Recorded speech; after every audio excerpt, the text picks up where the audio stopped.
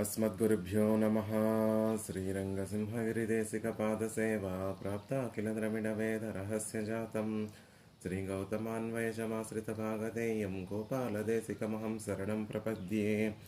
श्रीमद्गौतमवंशनायकमणेर्गोपालसूरेसुतं तत्पादाम्बुजलब्धयुग्मनिगमान्तार्धं सुशीलं सदा सद्विद्याविनयादिसद्गुणनिधिं स्वाचार्यनिष्ठान्वितं वन्दे वैष्णवभूषणं तमनघं श्रीरङ्गरामानुजं कौशिकान्वयसञ्जातं वेङ्कटार्यतनूभवं वेदान्ताचार्यसच्शिष्यं उडैवर्लुगुरुं भजे। कन्दाडवंशसञ्जातं रङ्गाचार्यतनूभवं गोपालाचार्यसच्चात्रं गोपालगुरुमाश्रये। श्रीमान् वेङ्कटनाथार्यः कवितार्किककेसरी वेदान्ताचार्यवर्यो मे सन्निधत्तां सदा हृदि। रामानुजदयापात्रं ज्ञानवैराग्यभूषणं श्रीमद्वेङ्कटनाथार्यं वन्दे వేదాంతదేశికం। భాగవతోత్తములందరికీ దాసోహాలు సమర్పిస్తూ స్వామి దేశికులు అనుగ్రహించినటువంటి దయాశతకము అనేటటువంటి ప్రబంధాన్ని అధ్యయనం చేస్తున్నాం. వేదాంత దేశికుల వారు పరమాత్మ యొక్క దయాగుణాన్ని ఒక పట్టమహిషిగా రూపణం చేసి అనుగ్రహించినటువంటి స్తోత్రం పరమాత్మ యొక్క దయను, అలాగే శరణాగతి అనేటటువంటి తత్వాన్ని ప్రతిపాదించినటువంటి అద్భుతమైనటువంటి స్తోత్రం ఇది. తిరువేంగడముడియాన్ విషయంలో, తిరువేంగడాచలంలో వేయించేసి ఉన్నటువంటి తిరువేంగడముడియాన్ యొక్క విషయంలో అనుగ్రహించినటువంటి అద్భుతమైనటువంటి స్తోత్రం. 108 శ్లోకాలతోటి పరమాత్మ యొక్క దయను, పరమాత్మ యొక్క దయను పొందింపచేసేటటువంటి ప్రపత్తిని, దాని యొక్క వైభవాన్ని అనుగ్రహించినటువంటి స్తోత్రం ఇది. మొదటి శ్లోకాన్ని అధ్యయనం చేశాము. ఈరోజు రెండవ శ్లోకాన్ని సేవించేటటువంటి ప్రయత్నం చేస్తున్నాం. మొదటి శ్లోకంలో ప్రపద్యేతం గిరిం ప్రాయః శ్రీనివాసానుకంపయా ఇక్షుసారస్రవంత్యేవ యన్మూర్త్యా శక్కరాయితం.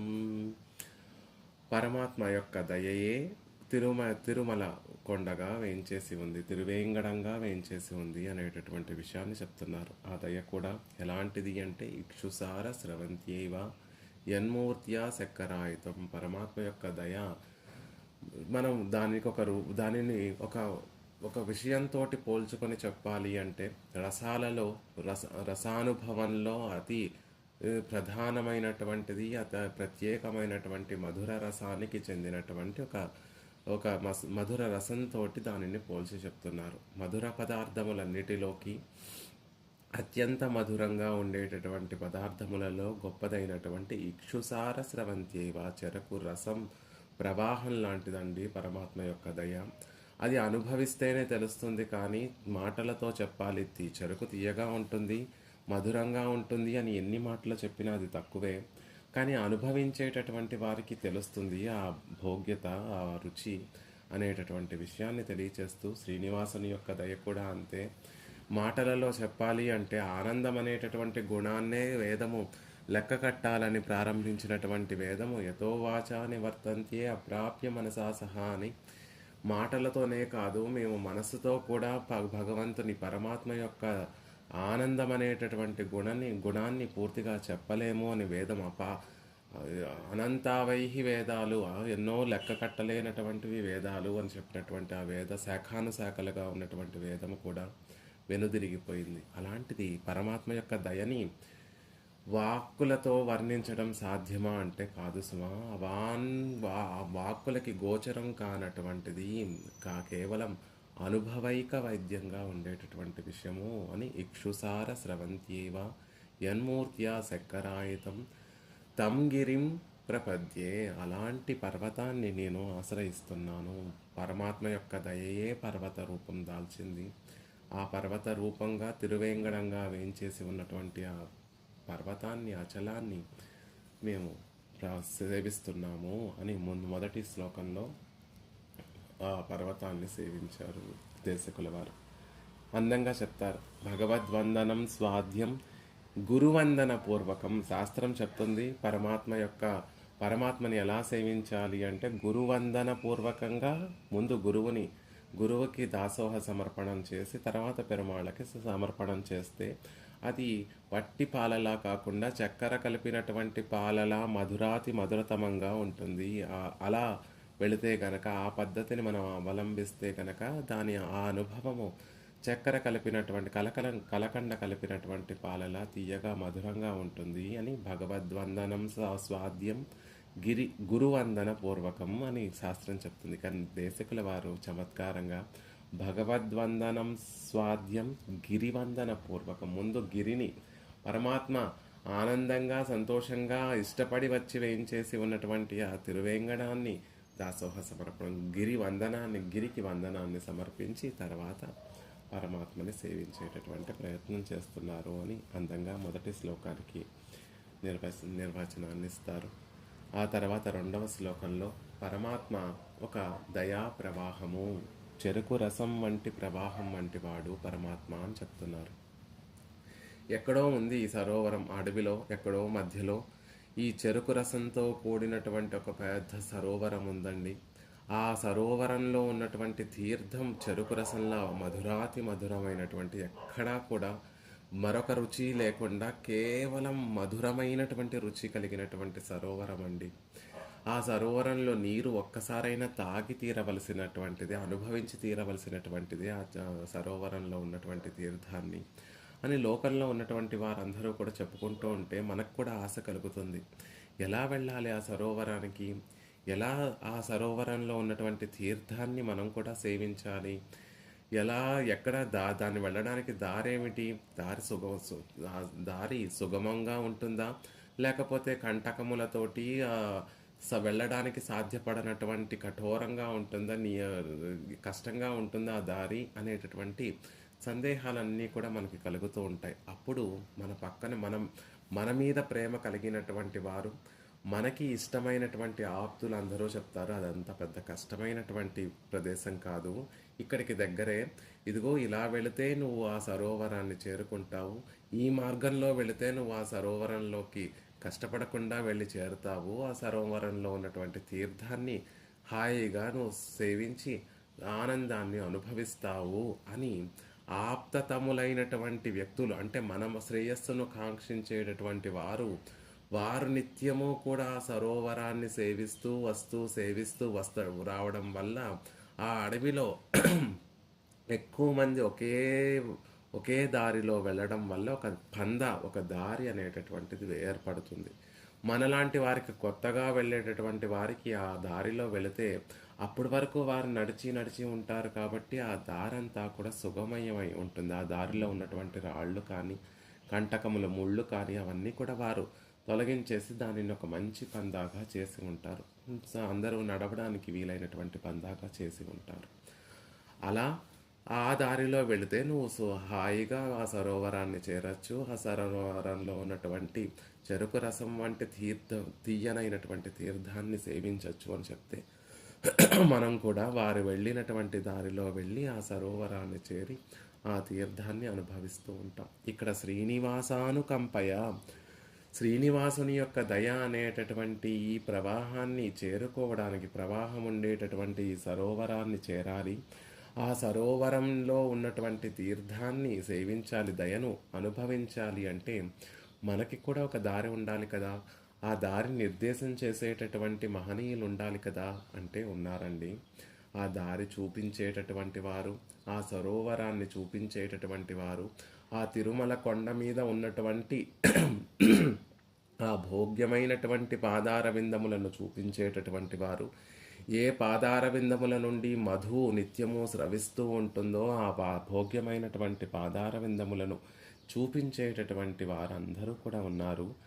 ఆ పరంపరను నేను దాసోహ సమర్పణం చేస్తున్నాను అని రెండవ శ్లోకంలో శాస్త్రం చెప్పినట్టుగానే భగవద్వందనం స్వాద్యం గురువందన పూర్వకం. ఇందాక మొదటి శ్లోకంలో గిరివందనాన్ని చేశారు. ఇప్పుడు శాస్త్రం చెప్పినట్టుగానే ఆ పరమాత్మను దర్శింపచేస్తూ ఉంటే, పర్వతం మీద పరమాత్మ ఆనందంగా వేయించేసి ఉంటే ఆ ఆనందానుభవాన్ని చూపించేటటువంటి వారు, ఆ ఆనందానుభవాన్ని మన దగ్గరికి చేర్చేటటువంటి వారందరినీ, మహనీయులందరినీ కూడా ఒకసారి ఆ మహనీయులందరికీ కూడా దాసోహ సమర్పణం చేస్తున్నారు.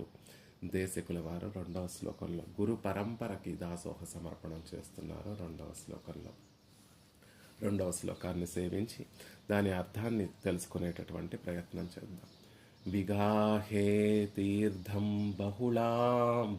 బహూళాం శీతలాం గురు సంతతిం శ్రీనివాసదయాం బోధి పరీవాహ పరంపరాం. విగాహే తీర్థ బహూళాం శీతలాం గురు సంతతిం శ్రీనివాసదయాం బోధి పరీవాహ పరంపరాం. మొదటి 10 శ్లోకాలు కాదు, 14 శ్లోకాలన్నీ కూడా ఛందస్సు అనుష్టుప్ ఛందస్సు అని తేలికైనటువంటి ఒక వైదికమైనటువంటి వృత్తంలో దేశికుల వారు అనుష్టుప్ ఛందస్సులోనే అనుగ్రహించారు. అందుకే మొదటి 10 శ్లోకాలు, మొదటి 14 శ్లోకాలు కూడా చాలా తేలిగ్గా ఉంటాయి, చాలా అందంగా కూడా ఉంటాయి. ఇందులో దేశికుల వారు చెప్తున్నారు, విగాహే తమ కోరికను మనకి పెరుమాళ్ళకి విన్నవిస్తున్నారు. విగాహే అంటే విశేషంగా మునుగుతాను, విశేషంగా అనుభవిస్తాను, తీర్థంలో నేను స్నానమాడాలనుకుంటున్నాను. ఎక్కడ దేంట్లో అవగాహించాలనుకుంటున్నారు దేశికుల వారే అంటే తీర్థబహుళాం, రేవులు అనేకమైనటువంటి రేవులు కలిగినటువంటి, రేవులతో నిండినటువంటిది.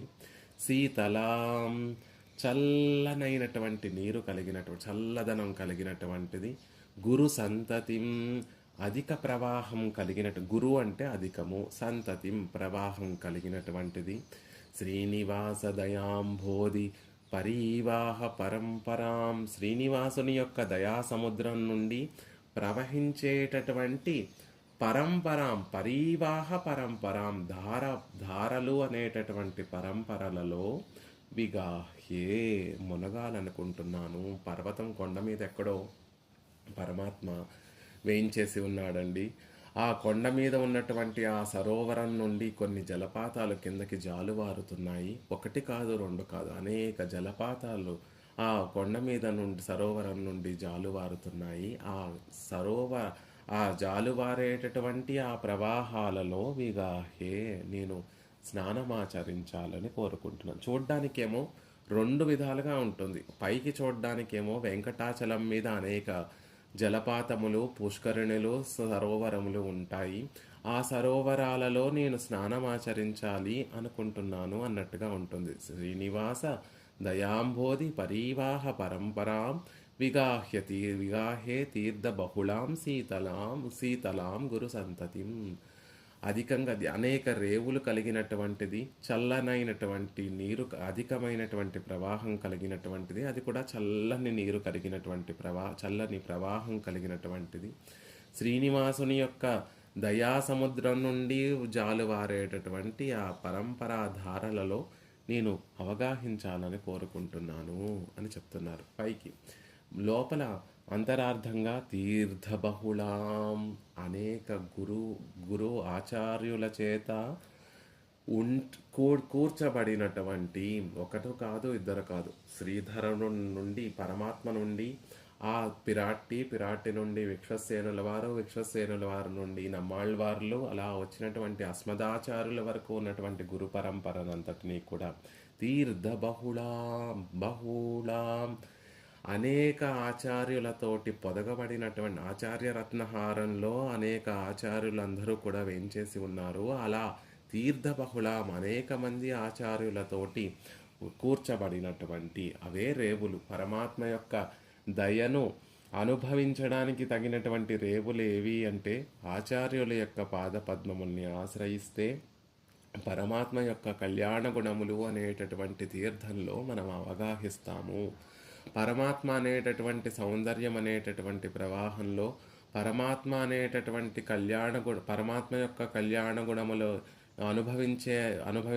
కళ్యాణ గుణములు అనేటటువంటి సముద్రంలో దిగాలి అంటే అణువైనటువంటి రేవులేవి అంటే తీర్థ బహుళాం, ఆచార్యుల యొక్క పాదార విందములు అని చెప్తూ, అవి ఎలా ఉంటాయి అంటే శీతలాం, ఎప్పుడూ కూడా ఆత్మగుణ సంపన్నమైనటువంటి, ఆత్మగుణములతోటి ఎప్పుడూ నిండి ఉండేటటువంటి హృదయములు, వారి హృదయాల గురించి చెప్తున్నారు. శీతలమైనటువంటి హృదయాలు కలిగినటువంటి వారు ఆచార్యులందరూ.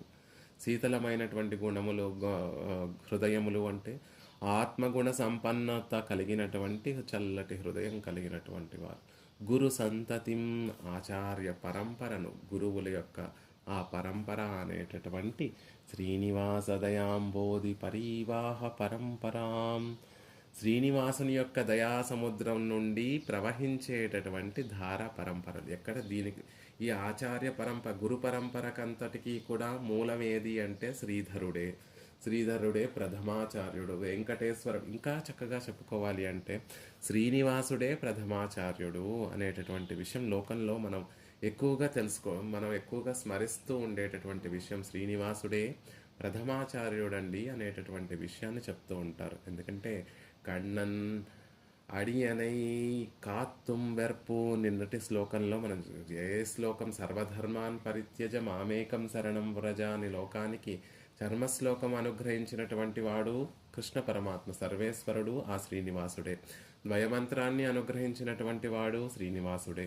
తిరుమంత్రాన్ని లోకానికి అందించినటువంటి వాడు, ఎడియట్టరులినానని లోకంలోకి ప్రకటింపచేసినటువంటి వాడు శ్రీనివాసుడే. కాబట్టి శ్రీనివాస ప్రథమాచార్య, పరమాత్మ ప్రథమాచార్యుడు, శ్రీనివాసుడు ప్రథమాచార్యుడు. కాబట్టి శ్రీనివాస దయాంబోధి పరివాహ పరంపరాం, ఆ పరంపరగా పరమాత్మ నుండి వచ్చేటటువంటి పరంపరగా ఉన్నటువంటి ఆ ధారలో విగాహే విశేషంగా మునుగుతాను. కొంచెం తీసుకొని సంప్రోక్షణ చేసుకోవడము, ఏదైనా పుష్కరిణికి వెళితే కాళ్ళు కడుకొని నీటిని సంప్రోక్షణ చేసుకోవడం కాకుండా పూర్తిగా దాంట్లో మునిగి తేలుతాను, అలా నన్ను కటాక్షించండి అని ప్రార్థిస్తున్నారు ఈ శ్లోకంలో.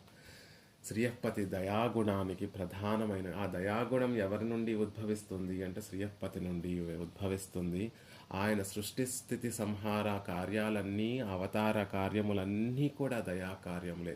పరమాత్మ సృష్టిస్తున్నాడన్నా, రక్షిస్తున్నాడన్నా, చివరికి ప్రళయాన్ని కలిగించి అక్కడ ఉన్నటువంటి జీవులందరినీ మళ్ళీ తన దగ్గరికి చేర్చేసుకుంటున్నాడన్నా అది కూడా దయాకార్యమే. ఎలా అవుతుందండి? అన్నిటినీ నశింపచేసేటటువంటిది కదా ప్రళయము.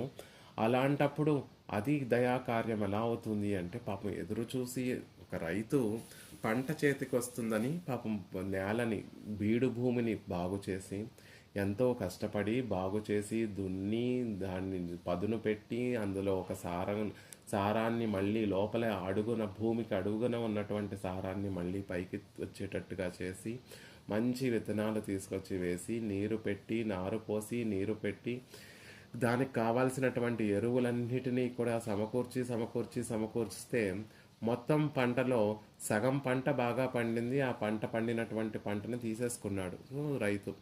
మరొక సగం పంట ఇంకా పండుతుందేమో, చేతికి అందుతుందేమో అని ఎదురు చూస్తున్నాడు. కానీ అందులోంచి ఆ పంట నుండి ఏమీ లాభం తనకు కావాల్సినటువంటి ధాన్యం చేతికి రావడం లేదు. చూసి చివరికి మళ్ళీ ఇంకొక కాలం, మళ్ళీ పంటలు నార్లు వేసుకునేటటువంటి కాలం ఆసన్నం అవ్వగానే ఇంకా ఈ పంట చేతికి రాదు, దున్నేద్దాము అని దాన్ని మళ్ళీ దున్నేసి మళ్ళీ వచ్చే పంటకి సిద్ధం చేసుకుంటాడు రైతు. అలాగే పరమాత్మ కూడా ఎదురు చూసి తాను అవతరించి శాస్త్రాలను ఇచ్చి ఆచార్యుడిగా లోకల్లోకి అవతరించి గీతను ఉపదేశం చేసి మనని సన్మార్గంలో పెట్టడానికి ఆచార్యవర్యులందరినీ కూడా అవతరింపచేసి ఎన్నో విధాలుగా ప్రయత్నం చేసి తూర్పు వైపున ఒక దివ్య దేశంలో పెరుమాళ్ళుగా నిల్చొని వేయించేసి, కూర్చొని వేయించేసి, పడుకొని వేయించేసి అన్ని వైపుల నుండి జీవుణ్ణి పట్టుకోవాలని ప్రయత్నించి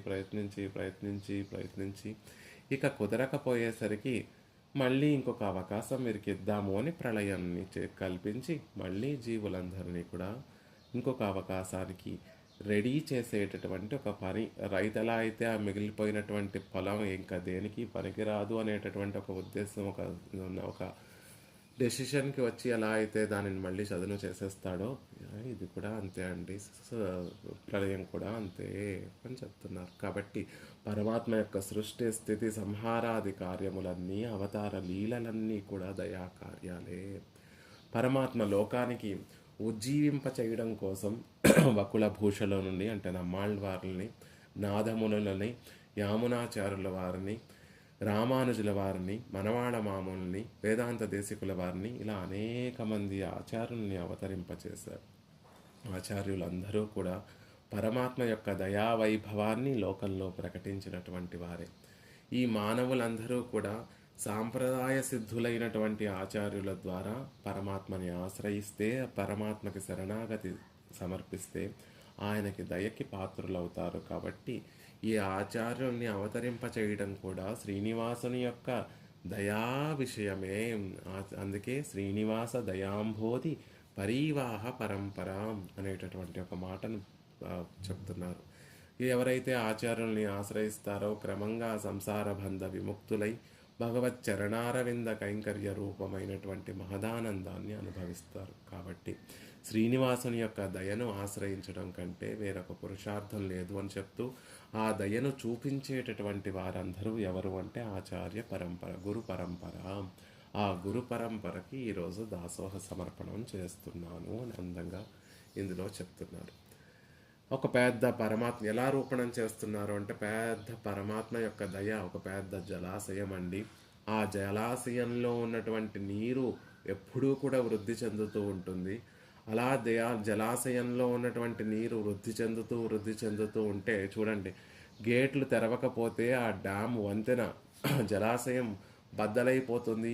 నీరు వచ్చి చేరిపోతూ ఉంటే, వర్షాకాలంలో జలాశయంలోకి ఒక డ్యామ్లోకి నీరు వచ్చి చేరిపోతూ ఉంటే గేట్లు తీయకపోతే డ్యామే నాశనం అయిపోతుంది అనే ఉద్దేశంతో ఒకటో రెండో గేట్లు ఎత్తి ఆ అధికంగా ఉన్నటువంటి నీరుని ఎలా అయితే సముద్రంలోకి విడిచిపెట్టేస్తూ ఉంటారో, పరమాత్మలో ఉద్భవించేటటువంటి ఆ దయ పెరిగి పెరిగి పెరిగి పెరిగి ఆయన లోపల నుండి బయటికి ప్రవహించి గురు పరంపరగా బయటికి లోకంలోకి అందుతోంది. కట్టలు తెంచుకొని ప్రవహించేటటువంటి ఆ దయ లోకానికి ఎలా అందింది అంటే గురు పరంపర పరీవాహ పరంపరగా ఉంటుంది లోకంలోకి. గురు సంతతి పరీవాహ పరంపరగా లోకానికి అందింది.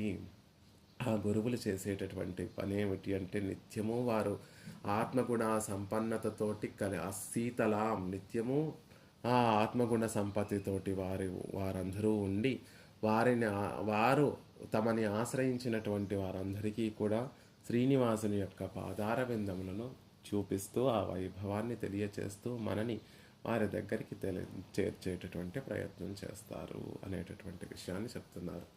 ఎలా రూపణం చేశారో దేశకుల వారు అంటే, విగాహే తీర్థ బహుళాం శీతలాం గురు సంతతిం శ్రీనివాస దయాం బోధి పరీవాహ పరంపరాం. అసలు తిరువేంగడంలోకి వెళితే చాలండి, అక్కడ ఎలా ఉంటుంది తిరువేంగడం అంతా అంటే, వజువిల్ కాలమెల్లాం ఉడనాయి మన్నీ వజువిలాడిమై செய்ய வேண்டும் நாம் தெஜுகுரலரவி తిరువేంగడతో ఎజిల్ కొల్సోది ఎందై తందైకే. అసలు తిరువేంగడానికి ఇప్పుడు ఒక్కొక్క చోట ఆ చోటికి నిరూపణంగా ఒక్కొక్కటి ఉంటుంది. కురుకాపురి, ఇప్పుడు ఆళ్వార్ తిరునగరి అంటే కోకిలలు కూసేటటువంటి తిరునగరి. లేకపోతే ఇంకొక దివ్య దేశం, ఒక దివ్య దేశాన్ని చెప్పేటప్పుడు వండమాడంగల్ చూసి పెద్ద పెద్ద మాడాలతో భవనాలతో చుట్టబడినటువంటి ఒక దివ్య దేశం తిరుక్కన్నపురము అని చెప్తూ ఉంటారు. లేకపోతే ఎర్రటి వరిధాన్యం పొలాలతోటి నిండినటువంటి దివ్య దేశము అని చెప్తూ ఉంటారు. అలా ఒక్కొక్క దివ్య దేశానికి ఒక్కొక్క గుర్తు ఉంటుంది. అంటే ఆ గుర్తు చెప్తే ఇది దివ్య దేశం మనకి బాగా అర్థం అవ్వాలి అంటే, అన్నవయల్ పుదువై ఆండాళ్ అరంగర్కు పన్ను తిరుప్పావై పల్పతియం. వెల్లిపుత్తూరు ఎలా ఉంటుంది అంటే, హంసలు సంచరించేటటువంటి వెల్లిపుత్తూరు అని చెప్తారు. ఎప్పుడైనా హంసలో సంచరించేటటువంటి చోటు ఏది అంటే మన మనసులో వెంటనే గుర్తొచ్చేది ఏమిటి అంటే వెల్లిపుత్తూరు కూడా ఒకటి, శ్రీ వెల్లిపుత్తూరు కూడా గుర్తొస్తూ ఉంటుంది.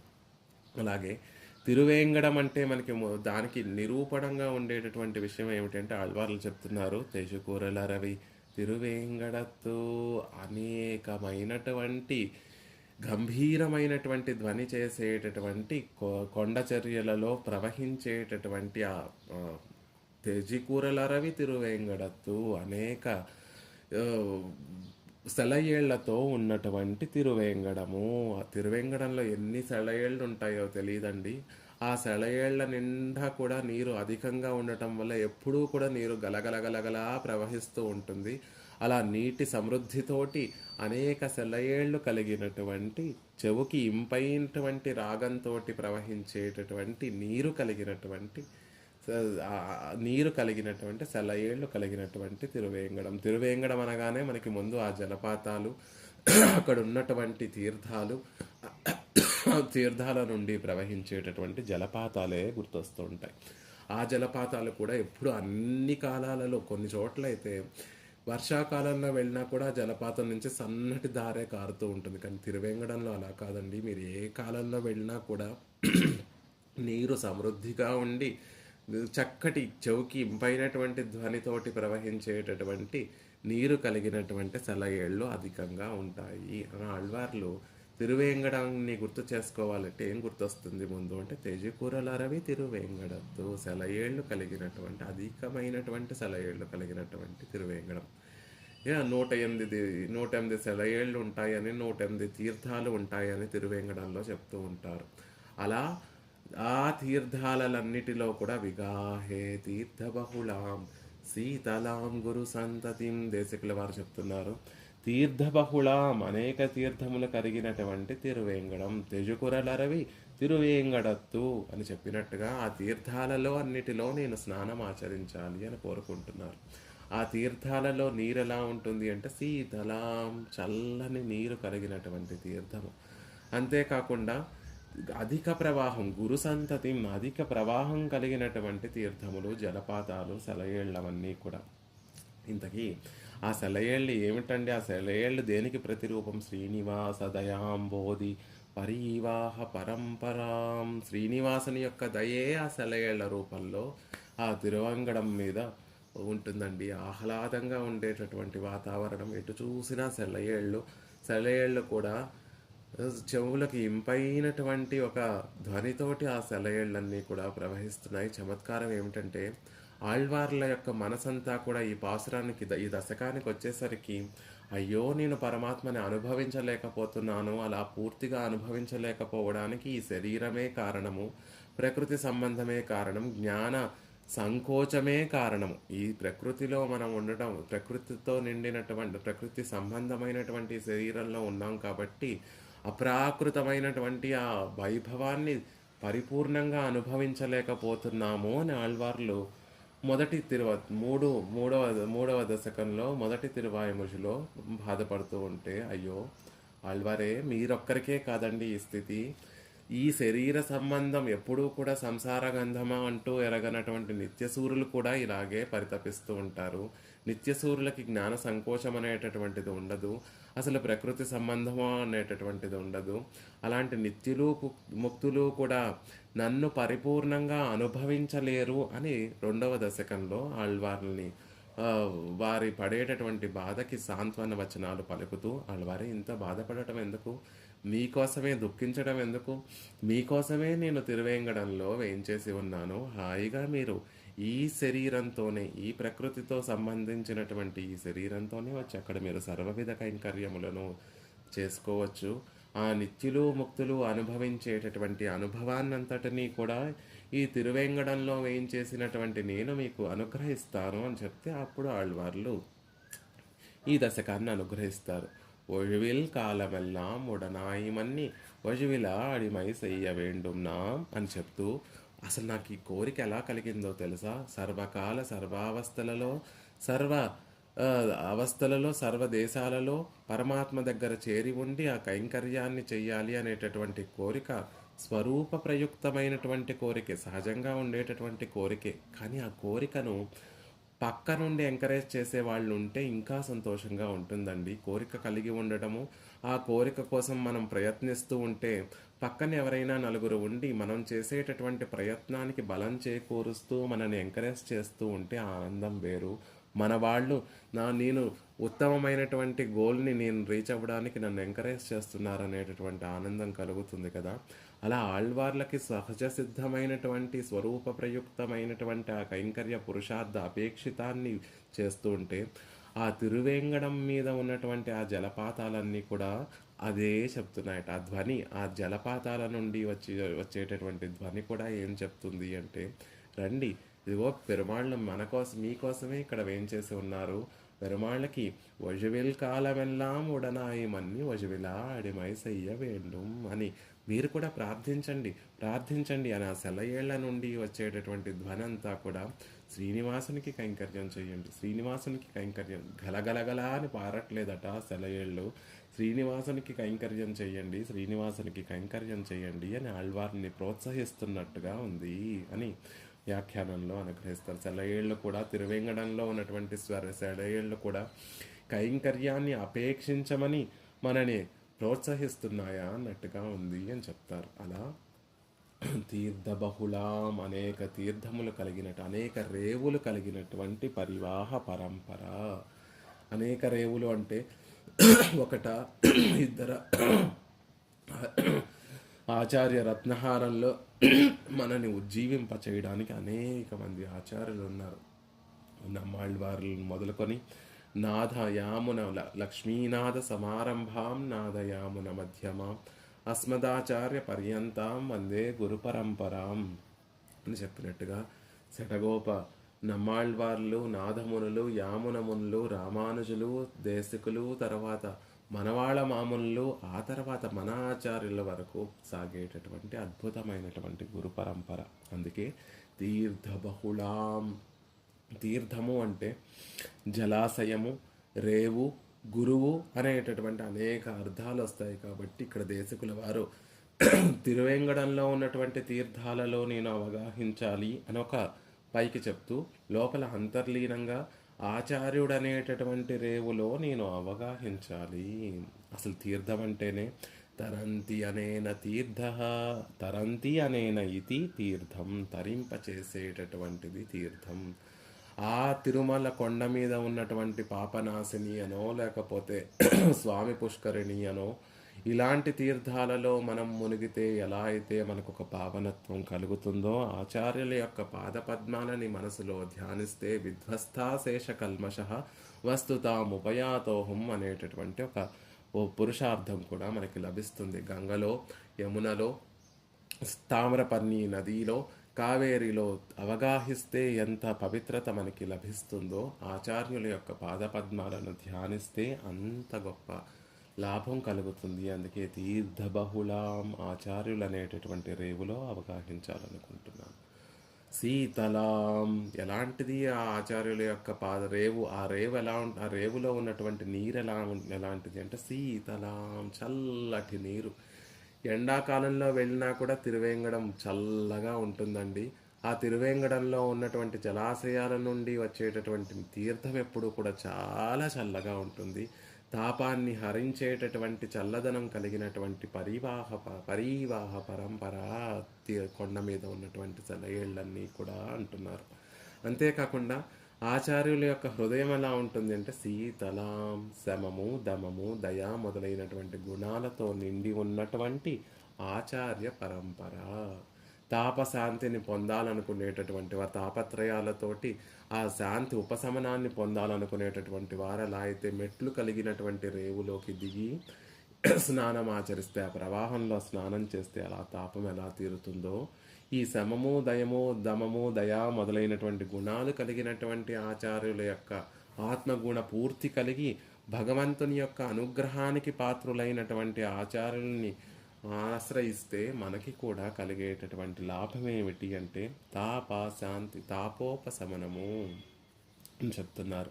ఆ ఆచారులు మెట్లు, రేవు అంటే ఏమిటి అంటే మెట్లు అందరూ స్నానం చేయడానికి అనువుగా, ఎక్కువ ప్రవాహం లేకుండా అనువైనటువంటి ప్రవాహం కలిగినటువంటి ఒక చోటుని అందరూ గుర్తించి అక్కడ స్నానాలు అవగాహించడానికి అణువుగా ఒక నిర్మాణాలు నిర్మించుకునేటటువంటి దానిని రేవు అంటారు. భగవంతుని యొక్క హృదయాలను చేరాలి, భగవంతుని యొక్క పాదారవిందములను చేరాలి అంటే యత్ ఆచరతి శ్రేష్ఠాహ, ఎలా అయితే మహనీయులు ఏ ఆచరణని అనుసరించారో, ఏ శ్రీ సూక్తులను వారు అనుగ్రహిస్తారో ఆ శ్రీ సూక్తులను వింటూ వారు అనుష్ఠించినటువంటి అనుష్ఠానాన్ని పట్టుకొని మనం కూడా ఆ మార్గంలో వెడితే శ్రీనివాసుని యొక్క దయ అనేటటువంటి ఆ ప్రవాహంలో సుఖంగా స్నానం చేయొచ్చు అనేటటువంటి విషయాన్ని అందంగా తెలియచేస్తున్నారు దేశకుల వారు. శీతలాం, పరమాత్మ యొక్క హృదయము ఎప్పుడైనా కలుషదీహి అని భట్టర్ వారు చెప్పినట్టుగా శ్రీగుణరత్న కోశంలో చెప్పినట్టుగా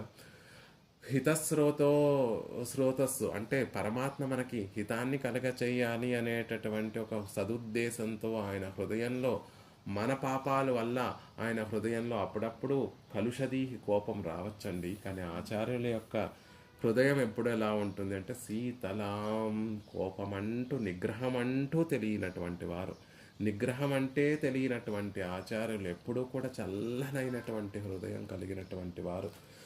కృపామాత్ర ప్రసన్నాచార్యులు. ఏదో మనని శ్రమ పెట్టి మన నుండి ఏదో పురుషార్థం పొందాలనో లేకపోతే వీరిని పరీక్షించాలనో శాస్త్రము అడిగినటువంటి వారికి అడిగినట్టుగా చెప్పకూడదు. వారిని పరీక్షించి వారు యోగ్యులైతే అంటే ఆచార్యుల పట్ల గౌరవము, అభిమానము, ప్రేమ కలిగినటువంటి వారో లేదో పరీక్షించి అప్పుడు వారికి బ్రహ్మజ్ఞానాన్ని ఉపదేశించాలి అని ఆ ఉపనిషత్తులు చెబుతూ ఉంటాయి. కనీసం పక్షాన 1 సంవత్సర కాలం పాటు వారి ద్వారా సేవను పొంది ఆ సేవ వారు చేసేటటువంటి సేవ ఎలా చేస్తారు, త్రికరణ శుద్ధిగా ఆచార్యులకు సేవ చేస్తున్నారా లేదా అనేటటువంటి విషయాన్ని గమనించి అప్పుడు బ్రహ్మతత్వాన్ని, బ్రహ్మజ్ఞానాన్ని అనుగ్రహించాలి అని శాస్త్రం చెప్తోంది. అవన్నీ కూడా ఆ పరీక్షలన్నీ పెట్టకుండా అయ్యో వీరు సంసారంలో మునిగిపోతున్నారే, అధోగతి పాలవుతున్నారే అని మన దీనావస్థని చూసి కరిగిపోయి మనని ఉజ్జీవింపచేసేటటువంటి శీతలాం, చల్లనైనటువంటి హృదయం కలిగినటువంటి వారు, కృప అనే పరమాత్మ యొక్క దయకి ప్రతిరూపమైనటువంటి వారు. దయకి రూపం కడితే శ్రీనివాసుడు ఎలా అవుతాడో, దయకి రూపం కడితే ఆ దయా ప్రవాహానికి ఒక రూపం కడితే ఆచార్యులు అవుతారు. శీతలాం అని చెప్తున్నారు. గురు సంతతిం, ఎక్కువ ప్రవాహం కలిగినటువంటి సెలయేళ్ళు, పరివాహము అంటున్నారు. దీర్ఘమైన, విశాలమైన, లోతైనటువంటి నీటి పారుదల కలిగినటువంటి పరివాహ పరంపర. శ్రీ కొండ మీద ఉన్నటువంటి శ్రీ తిరువేంగడం తిరుమల మీద ఉన్నటువంటి ఆ నదీ ప్రవాహాలన్నీ కూడా గురు సంతతిం, దీర్ఘమైన, విశాలమైన, లోతైనటువంటి నీటి. ఎప్పుడూ కూడా ఒక నలుగురు కలిసి స్నానం చేయాలి అంటే ఒకరి తర్వాత ఒకరు వెళ్ళాలి, లేకపోతే అందులో నీరు ఎగిరిపోతాయేమో అనే భయం లేకుండా తూయ పెరునీరు యమునై తురైవనై అని చెప్పినట్టుగా తూయ పెరునీరు, అగాధమైనటువంటి 5 లక్షల గోపికలందరూ కూడా తమకు కలిగినటువంటి ఆ తాపాన్ని తీర్చుకోవడం కోసం ఒకేసారి అవగాహించిన యమునా నదిలో తీర్థం ఎలా అయితే సమృద్ధిగా ఉంటుందో అలా దీర్ఘమైన, విశాలమైన, లోతైనటువంటి నీరు కలిగినటువంటి సెలయేళ్లట, ప్రవాహాలట తిరుమల మీద ఉన్నటువంటి జలపాతములు అని చెప్తున్నారు. ఇక్కడ కూడా భగవంతుని దయాసంతతి గురు పరంపర కూడా అంతే గొప్ప పెద్ద గురు పరంపర అండి. ఎక్కడ శ్రీనివాసుడు, ఎక్కడ అస్మదాచార్యులు, ఆ మధ్యలో ఉన్నటువంటి ఆ గురు పరంపర అంతా కూడా పరమాత్మ యొక్క దయా ప్రవాహాన్ని అధికం చేసేటటువంటి గురు పరంపర. అక్కడ ఎలా అయితే దీర్ఘమైనటువంటివి, విశాలమైనటువంటి, లోతైనటువంటివి, ఆ ఆచార్య పరంపర ఒక తర్వాత ఒకటి వచ్చే కొద్దీ ఎలా ఉంటుంది అంటే ఆ అనుభవంలో గొప్ప పెరుగుతుంది, అనుభవం వృద్ధి చెందుతూ ఉంటుందే తప్ప అందులో కొరత ఉండదండి. మా భాష్యకారులు శరణాగతి గద్యను అనుగ్రహించారు. ఆ తర్వాత వచ్చినటువంటి ఆచార్యులు దానికి వ్యాఖ్యానాన్ని అనుగ్రహించి దాన్ని ఇంకా మధురతమంగా చేసినటువంటి వారే. అంటే ఆ పరమాత్మ యొక్క దయను అనుభవింపచేసేటటువంటి పద్ధతిలో ఆచార్యుల పరంపర, గురు పరంపర పెరిగే కొద్దీ, సాగే కొద్దీ ఆ అనుభవం పద్ధతిగా ఉంటుందే తప్ప అందులో కొరత ఉండదు. ఇంకా ఇంకా వృద్ధి చెందుతుందే తప్ప అందులో కొరత ఉండదు అనేటటువంటి విషయాన్ని చెప్తున్నారు. సంతతిం అనడం వల్ల విస్తరిస్తుందే తప్ప విచ్ఛేదం లేకుండా ఉంటుంది. గురు సంతతి ఎలా ఉంటుంది అంటే, ఆచార్య సంతతి ఎలా ఉంటుంది అంటే అది ఎప్పుడూ కూడా విస్తరిస్తూనే ఉంటుంది, కానీ అందులో విచ్ఛేదం కలగదు సుమా.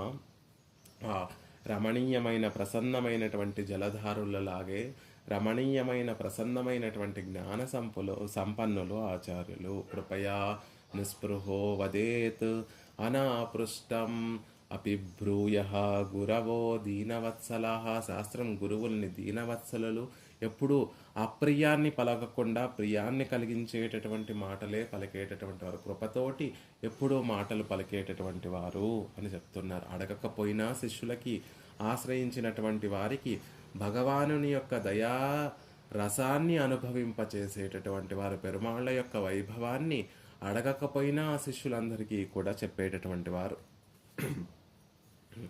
సుఖ మహర్షి పరీక్షణ్ మహారాజుకి చెప్తూ మధ్య మధ్యలో పరీక్షణ్ మహారాజుని మెచ్చుకుంటూ ఉండేవాడు. పరీక్షణ్ మహారాజా, నువ్వు ఎంతో శ్రద్ధగా వింటున్నావు.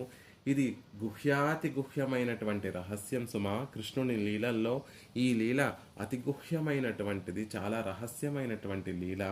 అయినప్పటికీ కూడా నువ్వు ఇంత సావధానంగా, ఇంత శ్రద్ధతోటి వింటున్నావు కాబట్టి నీకు చెప్పాలని ఉందయ్యా అని పరీక్షణ్ మహారాజు కొన్ని చోట్ల ఎలా ఉంటుంది భాగవతంలో అంటే, అడిగితేనే పరీక్షణ్ మహారాజు కొన్ని ప్రశ్నలు వేస్తాడు, దానికి సుఖ మహర్షి కొంచెం సమాధానం చెప్తున్నట్టుగా భాగవతం సాగుతూ ఉంటుంది. కానీ కృపామాత్ర ప్రసన్నాచారులు అనేటటువంటి వారు శిష్యులు అడగకపోయినా కూడా వారి యొక్క వారి మనస్థితిని చూసి, అయ్యో వీరికి ఇది చెప్పాలి, చెప్ప తీరాలి, చెప్తే ఇంకా సంతోషిస్తారు, ఇంకా అనుభవిస్తారు అనేటటువంటి ఉద్దేశంతో పరమాత్మ యొక్క వైభవాన్ని అంతటినీ కూడా తెలియచేస్తూ ఉంటారు. అలా సుఖమహర్షి కూడా నువ్వు అడగకపోయినా ఈ రహస్యాన్ని నీకు చెప్తున్నాను అని అఘాసుర వృత్తాంతాన్ని, ఆ తర్వాత అందరూ కూడా ఆ పరమపదంలో ఉండేటటువంటి వైభవాన్ని అంతటినీ కూడా గోకులంలో ఉన్నటువంటి గోపబాలురికి అందరికీ కూడా అక్కడ చూపించాడు. చల్దురు ఆరగించడం అనేటటువంటి ఒక ఘట్టంలో చూపించాడు అనేటటువంటి విషయాన్ని చెప్తారు. దానికి ముందు ఈ సుఖ మహర్షి పరీక్షణ్ మహారాజుతో చెప్పినటువంటి మాటలు. అలా గురువులందరూ కూడా ప్రియంగా మాట్లాడుతూ కృపతోటి భగవద్వైభవాన్ని అందించేటటువంటి వారు. అందుకే గురు సంతతి ఎలా ఉండాలి, ఎప్పుడు మనం కూడా ఆచార్య వంశోజ్ఞేయ, ఆచార్యుల యొక్క పరంపరనంతటినీ కూడా నిత్యము ధ్యానిస్తూ ఉండాలి. ఆ పరంపర ఎక్కడ నుండి అంటే అస్మదాచార్యులు, పరమాచార్యులు అక్కడ నుండి ప్రారంభించి పరమాత్మ వరకు, ఆ భగవత శ్రీధరుడి వరకు ఉన్నటువంటి పరంపరనంతటినీ కూడా మనం సేవించాలి అనేటటువంటి విషయాన్ని చెప్తున్నారు. ఆచార్య పూర్వరూపం అంతేవాసి ఉత్తర రూపం విద్యాసంధి ప్రవచనంగం సంధనాం. ఆచార్యులకి శిష్యులకి ఉండేటటువంటి సంబంధం ఎలా ఉంటుంది అంటే, అంతేవాసిగా, శిష్యుడు అనేటటువంటి వాడు అంతేవాసిగా ఉండాలి. అలాంటి అలాంటి గురు సంతతిని దాసోహ సమర్పణం చేస్తున్నాను. శ్రీధరుడి నుండి అస్మదాచార్యుల వరకు ఉన్నటువంటి ఆ గురు సంతతికి దాసోహ సమర్పణం చేస్తున్నాను అని చెప్తున్నారు. శ్రీనివాస దయాంబోధి పరీవాహ పరంపరాం, శ్రీనివాస దయాంబోధి పరీవాహ పరంపరాం. ఈ ఆచార్య పరంపర అనేటటువంటి దయా ప్రవాహం అంతా కూడా ఎక్కడ నుండి ఉద్భవించింది అంటే, అదిగో శ్రీనివాస దయాంబోధి, శ్రీనివాసుని యొక్క దయ అనేటటువంటి పెద్ద సరోవరం నుండి ఈ ఆచార్య పరంపర అంతా కూడా జాలువారిందండి అనేటటువంటి విషయాన్ని చెప్తున్నారు. అసలు పరమాత్మకి మహాహ్రద అనేటటువంటి ఒక తిరునామం, విష్ణు సహస్రనామాలలో భగవంతునికి ఒకానొక నామం ఏమిటంటే మహాహ్రద, ఒక పెద్ద సరస్సు అని పరమాత్మకి ఒక తిరునామం. గొప్ప మడుగు అని అర్థం, దాని గొప్ప సరోవరము, గొప్ప మడుగు అని అర్థం. దీనిని రెండు విధాలుగా భాష్యాన్ని అనుగ్రహిస్తారు భట్టర్ వారు. ఒకటేమో పాపకర్మాలను చేసినటువంటి వారిని అందరినీ కూడా అసుర జాతిలో కిందకి ఇంకా నెట్టివేస్తాను అని కృష్ణ పరమాత్మ భగవద్గీతలో చెప్తారు. ఎవరైతే మూఢులు ఉంటారో, ఎవరైతే నా వైభవాన్ని తెలుసుకోకుండా ఉంటారో వారిని ఇంకా అధోగ జన్మలకి నేను నెట్టివేస్తాను అని పరమాత్మ చెప్తూ భగవద్గీతలో అనుగ్రహిస్తాడు. అలా పాపాత్మలు పైకి లేవకుండా, సద్గతి మళ్ళీ పొందకుండా అట్టడుగున ముంచివేసేటటువంటి ఒక పెద్ద మడుగు మహాహ్రద. ఆయన మీద ఏమాత్రం విశ్వాసం లేకుండా, ఏమాత్రం భక్తి లేనటువంటి వారికి గొప్ప లోతైనటువంటి సరస్సు వంటి వాడు అని ఒక అర్థం. మరి ఆయన పట్ల ఏమాత్రం ప్రీతి ఉన్నా, ఏమాత్రం అభినవేశం ఉన్నా, ఏమాత్రం అద్వేషం లేకుండా ఆభిముఖ్యం ఏమాత్రం ఉన్నా కూడా అలాంటి వారిని నిత్యం గుణాలను నామ సంకీర్తనను చేసేటటువంటి పుణ్యాత్ములు కూడా హాయిగా ఈ మహాహ్రదం పెద్ద మడుగులో నిత్యము అవగాహిస్తూ ఉంటారండి. ఆ అవగాహించేటటువంటి సమయం అంతా కూడా సంసార తాప శాంతిని, బ్రహ్మానందాన్ని పొందుతూ ఉంటారు. వారందరికీ కూడా పుణ్యాత్ములైనటువంటి వారు, ఎవరైతే పెరుమాళ్ల పట్ల ఆభిముఖ్యం కలిగినటువంటి వారు ఉంటారో వారికి నిత్యానందాన్ని కలిగించేటటువంటి గొప్ప సరస్సు ఈయన. బ్రహ్మానందాన్ని కలిగించేటటువంటి ఒక పెద్ద సరస్సు ఈయన. శాంతిని, సంసార తాపాన్ని తొలగించేటటువంటి, శాంతిని కలిగించేటటువంటి పెద్ద మడుగు ఈయన అనేటటువంటి విషయాన్ని చెప్తారు. అందుకే భీష్మాచార్యులు ధర్మరాజుకు ఈ సహస్రనామాలన్నిటినీ కూడా చెప్పి, ఏష బ్రహ్మ ప్రవిష్టోస్మి గ్రీష్మే శీతమివ హ్రదం అని చివరిగా తన మాటలో ఏ మాటలు చెప్పి భీష్ముడు తన దేహాన్ని విడిచిపెట్టాడు అంటే, ఏష బ్రహ్మ ప్రవిష్టోస్మి గ్రీష్మే శీతమివ హ్రదం. ఎదురుగుండా కృష్ణుడిని చూస్తూ గ్రీష్మ ఋతువులో ఎలా అయితే మనం ఉపశాంతి కోసం ఒక పెద్ద సరస్సులో మునిగి తేలుతూ ఉంటామో, అలాంటి ఏష బ్రహ్మ ప్రవిష్టోస్మి, ఓ బ్రహ్మ, ఓ శ్రీ కృష్ణ పరమాత్మ, నన్ను అలాగే నీ దగ్గరికి చేర్చుకోవయ్యా, పరమపదానికి చేర్చుకో, పరమపదానికి చేర్చుకొని నీ పెద్ద సరస్సు, ఆనందం అనేటటువంటి సరస్సులో నన్ను కూడా అవగాహింపచెయ్యి అనే మాటలు చెప్పే తన దేహాన్ని విడిచిపెట్టారు అనేటటువంటి విషయాన్ని చెప్తారు. అలా శీతలానంద హ్రదుడు, శీతల ఆనందాన్ని అనుగ్రహించేటటువంటి వాడు. అలాంటి గొప్ప సరస్సు పరమాత్మ. సరస్సు నుండి ఉద్భవించిందే ఈ ఈ ఈ ఆచార్య పరంపర అంతా అనేటటువంటి విషయాన్ని చెప్తున్నారు. పరివహతి జలం యస్తే పరివాహ, నీరు పారేటటువంటి మార్గాలను పరివాహము అంటే తూములు, కాలువలు, ఆ పైనుండి వచ్చేటటువంటి జలపాతాలు, వీటినన్నిటినీ కూడా పరివాహములు అంటారు. గురువులు, ఆచార్యులు అనేటటువంటి పరివాహములు. ప్రాణులకి బాధా కష్టాలు ఎక్కువైనప్పుడు పెరగకుండా దయారసాన్ని ప్రవహింపచేసేటటువంటి పరివాహములు అనే విషయాన్ని చెప్తారు. అందుకే ఒక మాట చెప్తూ ఉంటారు భాగవతంలో, భవద్విధా భగవతాః తీర్థభూత్వా స్వయం విభో తీర్థీకుర్వంతి తీర్థాని స్వాంతస్తేన గదాభృతా. లోకంలో మనమందరం కూడా మన తాపాలు తొలగించుకోవడానికి, మన పాపాలను తొలగించుకోవడానికి పవిత్రమైనటువంటి పుణ్యతీర్థాలలో స్నానం చేస్తూ ఉంటారు. కానీ నిజానికి భాగవతాః తీర్థాభూత్వా స్వయం విభోః భగవద్భిదా, మీ వంటి భాగవతోత్తములు స్వయంగా తీర్థభూతులు అని పరీక్షణ్ మహారాజు చెప్పినటువంటి మాట. భాగవతోత్తములే అసలైనటువంటి సరోవరములు, పుణ్యతీర్థములు. లోకాలను పావనం చేసి పవిత్రమైనటువంటి పుణ్యతీర్థములు భాగవతోత్తములే. తీర్థయాత్రల వల్ల కలిగేటటువంటి ఆ పవిత్రత మాకు అవసరం లేదు. మీ పాదార విందములను అవగాహిస్తే, స్నానాలు చేసి పాపాలు గంగాలోనో లేకపోతే యములలోనో లేకపోతే కావేరీలోనో తామ్రపర్ణిలోనో స్నానాలు చేసి పాపాలు తొలగించుకోవలసినటువంటి అవసరం లేదు. ఎప్పుడూ ఆ భాగవతోత్తముల యొక్క పాదార విందములను ఆశ్రయిస్తే ఆ లాభమంతా కూడా కలుగుతుంది. మరి ఆ భాగవతోత్తములకు ఉండేటటువంటి పాపాలు ఎలా తొలగిపోతాయండి? వారెలా తరిస్తారు అంటే, గదాభృత, వారి హృదయంలో గదాధరుడైనటువంటి ఆ పరమాత్మ నిత్యము వేయించేసి ఉండి వారికి ఆ పవిత్రతనంతటినీ కూడా కలగచేసి, తీర్థీ కుర్వంతి తీర్థాని స్వాంతస్థేన గదాభృత. పరమాత్మ వారి హృదయంలో గదాధరుడై వారికి నిత్యము ఆ పవిత్రత, పావనత్వాన్ని కలగచేస్తూ ఉంటాను. పరమాత్మ ఎప్పుడు సంతోషంగా తన పరివారంతో ఎవరి హృదయాలలో ఉంటాడు అంటే, భాగవతోత్తముల యొక్క హృదయాలలో ఆయన సంతోషంగా ఉండి వారి లోపల జ్ఞాన జ్యోతి అనేటటువంటి ఒక వెలుగుని, తేజస్సుని ప్రకటింపచేస్తూ వారి పాపాలన్నిటినీ తాను హరించి వారికి ఒక పవిత్రతను, ఒక పావనత్వాన్ని కలగచేస్తూ ఉంటాడు. అలాంటి భాగవతోత్తములని పాదార విందములే మనకి గంగా, యమున, సరస్వతి, ప్రయాగ లేకపోతే తామ్రపర్ణి, కావేరీ నది తీర్థములతో సమానము. వారి పాదార విందములే మనకి ఆ లాభాన్ని కలగచేస్తాయి అని భాగవతంలో చెప్పబడింది. అంతేకాకుండా గంగాదేవి ఈ లోకంలోకి అవతరించేటటువంటి సందర్భంలో భగీరథుడితోటి ఒక మాట చెప్తుంది. కించాహంస భువం యాస్యే నరామయ్యే మృజంత్యఘం మృజాం ఇతత్ అఘం క్వాహం రాజన్ తత్ర విచింత్యాతం. ఓ భగీరథ, నేను ఇప్పటి వరకు కూడా దేవలోకంలో ఉన్నాను. దేవలోకంలో ఉన్నటువంటి వారందరూ కూడా పుణ్యాత్ములే, పాపాత్ములు ఎవరో ఉండరు. ఆ పుణ్యాత్ములందరూ కూడా నాలో వచ్చి స్నానం చేస్తూ ఉంటారు. ఇప్పుడేమో నువ్వు నన్ను భూమి మీదకి రమ్మని చెప్తున్నావు. నేను భూమి మీదకి రాలేను సుమా. ఎందుకంటావేమో, నరులు తమ పాపాన్నంతటినీ కూడా నాయందే కడుక్కుంటూ ఉంటారు. స్నానాన్ని చేసి ఆ పాపాలన్నీ నాకు విడిచిపెట్టేస్తూ ఉంటారు.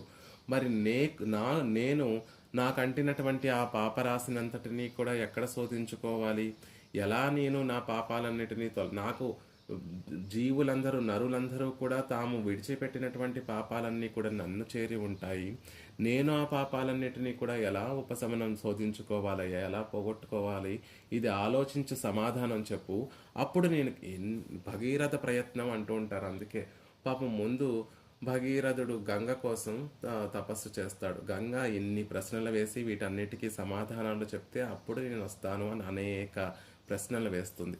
ఆ తర్వాత నేను ఒకేసారి భూమి మీద పడితే భూమి నా ధాటిని తట్టుకోలేదు, కాబట్టి దానిని తట్టుకునేటట్టుగా ఎవరినైనా ఆశ్రయించుంటే అప్పుడు మళ్ళీ భగీరథుడు రుద్రుడి కోసం తపస్సు చేస్తాడు. అలా అనేక ప్రయత్నాలు చేసి చేసి అనేక విఘ్నములు, ఆ విఘ్నములతోటి వెనక్కు వెళ్ళకపోకుండా తన ఆశయాన్ని విరమించుకోకుండా ప్రయత్నం చేసి చేసి చేసి చివరికి సాధించాడు. కాబట్టి భగీరథుడు ఆకాశగంగను ఈ లోకంలోకి మందాకినిగా లోకంలోకి దింపాడు. కాబట్టి భగీరథ ప్రయత్నం అలా ఇక్కడ గంగాదేవి అడుగుతోంది, ఎలా నా పాపాన్ని అంతటిని కూడా పోగొట్టుకోను అంటే దానికి భగీరథుడు అందమైనటువంటి మాట చెప్తాడు. సాధవో న్యాసిన శాంతా బ్రహ్మిష్టా లోకపావనా హరంత్యాఘంతేఘం సంఘాత్ తేష్వాస్తే హి అఘబిద్ధరిహి. తల్లి, దానికి నువ్వు బెంగపడకు. ఎవరైతే కామ్యకర్మలను విడిచిపెట్టి జితేంద్రియులుగా బ్రహ్మను ఉపాసనం చేయడం వల్ల సాధువులయ్యే లోకాలన్నిటినీ కూడా పావనం చేస్తూ ఉంటారో, అలాంటి మహనీయులు ఎప్పుడైతే స్నానం చేయడానికి నీ దగ్గరికి వస్తారో, నీలో అవగాహన చేస్తారో, నీలో స్నానమాడతారో, అప్పుడు నీ పాపాలన్నీ కూడా వారి లాభంతో, వారు స్నానం ఆచరించడం వల్ల వారి కటాక్ష లాభంతో నీ పాపాలన్నీ కూడా తొలగిపోతాయి అని భాగవతోత్తములు ఎప్పుడైతే నీలో స్నానం ఆచరిస్తారో, వారి కటాక్షం చేత, వారి ప్రభావం చేత నీకున్నటువంటి పాపాలన్నీ కూడా తొలగిపోతాయి. ఆ భాగవతోత్తములు ఎలాంటి వారు అంటే, పరమాత్మ మీదే కోరిక కలిగి, పరమాత్మ ఉపాసన చేస్తూ పరమాత్మ మీదే మనసు ఉంచి ఇతర కోరికలు ఏమీ లేకుండా పరమాత్మకి కైంకర్యం చేస్తూ పరమాత్మకి ఇష్టమైనటువంటి భాగవతోత్తములు ఎవరైతే ఉంటారో వారు నీలో స్నానం చేసినప్పుడు నీ పాపాలన్నీ కూడా తొలగిపోతాయి. అప్పుడు నీ పాపాలన్నీ తొలగిపోతాయి అని చెప్తే అప్పుడు ఆవిడ పడినట్టుగా చెప్తారు. అందుకే శ్రీనివాస పరివాహం, ఈ తీర్థములు ఏమిటి? శ్రీనివాస దయాంబోధి పరివాహ పరంపరాం అని చెప్పబడినటువంటి ఈ తీర్థంలో స్నానమాచరించడం అంటే గురు పరంపరను సేవించడమే, ఆచార్యుల యొక్క పాద పద్మములను సేవించడమే సుమా. ఇలాంటి పరంపరలో విగాహ్యే పరిపూర్ణంగా మునుగుతాను అనేటటువంటి విషయాన్ని అందంగా స్నానం చేస్తాను అని చెప్తున్నారు. గురు పరంపర శ్రీనివాసుని యొక్క దయా ప్రవాహ పరంపరయే కాబట్టి ఆ పరంపరలో నిండుగా మునుగుతాను, పూర్తిగా మునుగుతాను. ఏదో ప్రక్షాళనం చేసుకోవడమో మర్జన చేసుకోవడమో అలా కాకుండా పరిపూర్ణంగా అందులో మునిగి నేను నా తాపత్రయాలన్నిటినీ కూడా ఉపశమనం చేసుకుంటాను అనే విషయాన్ని అందంగా దేశకుల వారి ఇక్కడ తెలియచేస్తున్నారు. ఆచార్యులందరూ కూడా పరమాత్మ యొక్క పాదార విందములలో ఉన్నటువంటి ఆ సరస్సులో, భగవంతుని యొక్క పాదార విందములు అనేటటువంటి భోగ్యమైనటువంటి ఆ సరస్సులో, కళ్యాణ గుణములు అనేటటువంటి సరస్సులో భగవంతుని యొక్క సౌందర్యము, సౌశీల్యము, సౌలభ్యము, వాత్సల్యము, స్వామిత్వము, ఆయన సౌందర్యము అనేటటువంటి ఆ సరస్సులో భాగవతోత్తములందరూ కూడా ఆచార్య పురుషులందరూ కూడా అవగాహిస్తూ ఉంటే, మనలాంటి వారు సంసారులందరూ కూడా ఎక్కడ అవగాహించాలి అంటే ఆచార్యుల యొక్క పాదపద్మంలో మనం అందరం కూడా అవగాహించాలి. అలా అవగాహించడం ద్వారానే మనం పెరుమాళ్ళ యొక్క దయకు పాత్రులవ్వగలము అనే విషయాన్ని చెప్తున్నారు. రామానుజుల వారు కూడా యామునార్య సుధాంబోధిం అవగాహ్య యథామతి ఆధాయ భక్తియోగాఖ్యం రత్నం సందర్శయామ్యహం. వారి యొక్క గద్యత్రయాలలో ఒకటైనటువంటి ఆ, గద్యంలో ఈ విషయాన్ని చెప్తారు. వైకుంఠ గద్య ప్రారంభంలో ఈ విషయాన్ని చెప్తారు. యామునార్య సుధాంబోధి బోధిం అవగాహ్య యథామతి. యామునార్యులు అనేటటువంటి అమృత ప్రవాహంలో నేను యథామతిగా దాంట్లో అవగాహించాను, యథామతిగా అవగాహించాను. దానివల్ల మాకు కలిగినటువంటి లాభం ఏమిటో తెలుసా? ఎప్పుడైనా మనం పెద్ద పెద్ద నదులలో స్నానం చేస్తే ఆ నదులలో విలువైనటువంటి వజ్రాలు కానీ రత్నాలు కానీ ఆ రోజులలో, పూర్వపు రోజుల్లో దొరుకుతూ ఉండేవి. అలా యామునార్యులు అనేటటువంటి సుధాంబోధి అమృత ప్రవాహంలో స్నానం చేయడం వల్ల నాకు కలిగినటువంటి లాభం ఏమిటి అంటే, భక్తి యోగాఖ్యం రత్నం ఆదాయ. ఒక రత్నం లభించిందండి. భక్తి యోగం అనేటటువంటి అద్భుతమైనటువంటి రత్నం లభించింది. దాన్నే ఇప్పుడు లోకానికి సందర్శయామ్యహం. ఆచార్యుల ద్వారా పొందినటువంటి ఆ రత్నం, భక్తి యోగం అనేటటువంటి రత్నాన్ని లోకానికి అందిస్తున్నాను అని రామానుజుల వారు వైకుంఠ గద్య ఆరంభ శ్లోకంలో యామునాచార్యుల వారిని ఒక ప్రవాహంగా, అమృత ప్రవాహంగా రూపణం చేసి ఆ నదిలో స్నానం చేయడం వల్ల కలిగే లాభం ఏమిటి అంటే, భక్తి యోగం అనేటటువంటి రత్నం మాకు లభించింది. అది ఉత్తమమైనటువంటి వారు, వారికి లభించినటువంటి సంపద వారు మాత్రమే ఆస్వాదించి ఊరుకోకుండా వారితో పాటు నలుగురు తరించాలనే ఉద్దేశంతో ఆ సంపదను నలుగురికి ఎలా అయితే పంచుతారో, రామానుజుల వారు కూడా భక్తి యోగం అనేటటువంటి రత్నాన్ని లోకానికి అందిస్తున్నాను అని అనుగ్రహిస్తూ తమ ఆచార్యులైనటువంటి యామునాచార్యుల వారిని సుధాంబోధిం అవగాహ్య యథామతి, సుధాంబోధింకు దయా ప్రవాహంగా భావన చేసి అందులో అవగాహిస్తున్నాను అని అనుగ్రహించారు. అలాగే ఇక్కడ దేశికుల వారు కూడా విగాహే తీర్థ బాహుళాం శీతలాం గురు సంతతిం శ్రీనివాసదయాంబోధి పరివాహ పరంపరాం. శ్రీనివాసదయాంబోధి అనేటటువంటి పరివాహ పరంపరలో నేను అవగాహిస్తున్నాను. అది మరేమో, అదే వేరేది కాదు, గురు పరంపరయే సుమా అనే విషయాన్ని అందంగా తెలియచేస్తూ ఆ గురు పరంపరకి దాసోహం సమర్పిస్తున్నాను.